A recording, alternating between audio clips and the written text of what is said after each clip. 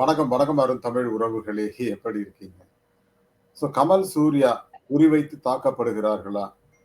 ஆ சினிமாவுல வந்து அவர்களை தொடர்ந்து வந்து தாக்கும் சங்கிகள் அப்படிங்கிற மாரி தான் இருக்கு.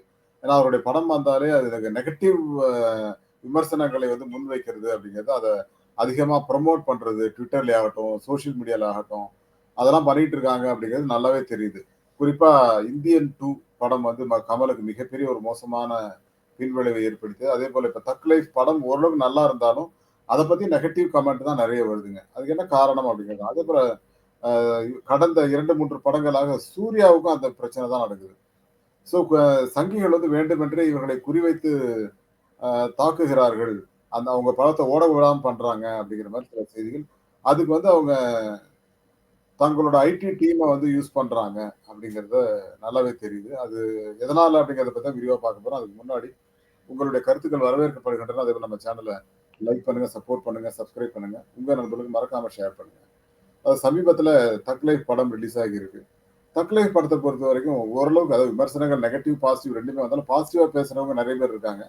ஆனால் நெகட்டிவாக பேசி, அத வந்து சோசியல் மீடியால ப்ரமோட் பண்ணிக்கிட்டே இருக்காங்க.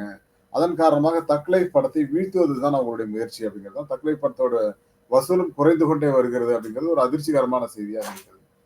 இதற்கு காரணம் சங்கிகளா அப்படின்னு கேட்டா நிச்சயமா அப்படிதான் இருக்கு. ஏன்னா அதுக்கான காரணங்கள் Twitterல போய் பார்த்தீங்க அப்படின்னா, அவர்கள் போடுற நெகட்டிவ் கமெண்ட்ஸ் எல்லாம் வந்து ஏற்கனவே அண்ணாமலைக்கு சப்போர்ட் பண்ணவர்கள் தான் நெறைய பேர் இருக்காங்க. கமல் வந்து குறிவைத்து தாக்கப்படுகிறார் அப்படிங்கிறது நல்லாவே தெரியுது.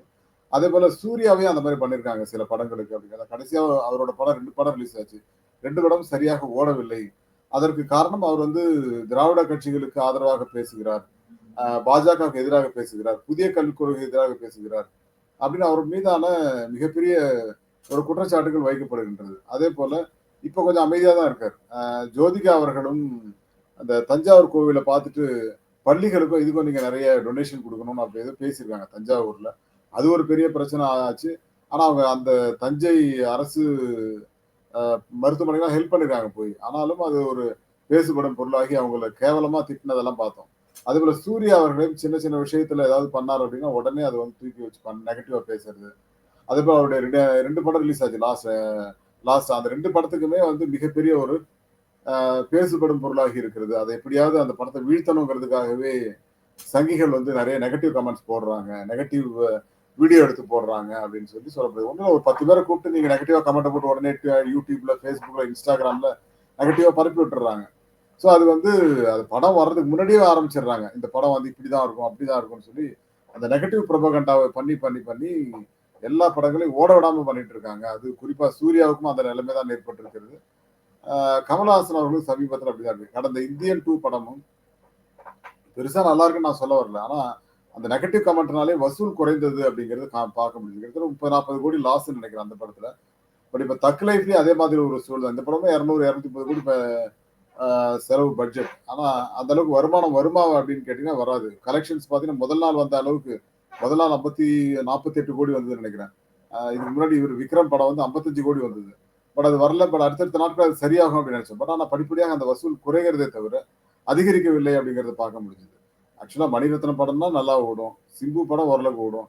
கமல் படம் அப்படின்னு சொல்லவே வேணாம். 3 பேரும் சேர்ந்த ஒரு படம் வந்து வசூல் படமாக மாறவில்லை அப்படிங்கிறத பார்க்கும்போது, ஒரு மிகப்பெரிய ஒரு சோதனை களமாக கமலுக்கும் அமைந்திருக்கிறது. அதுல சங்கிகள் வந்து நெறைய இந்த மாரி அவர்களை தாக்கி பேசுறாங்களோ அப்படிங்கிற ஒரு சந்தேகம் இருக்கிறது. இதை பற்றி விரிவான தகவல் எதுவும் இருந்தால் சொல்லுங்க. நம்ம மீண்டும் இந்த வசூல் எல்லாம் வச்சு நாளைக்கு அந்த தகவல பத்தி பேசுவோம்.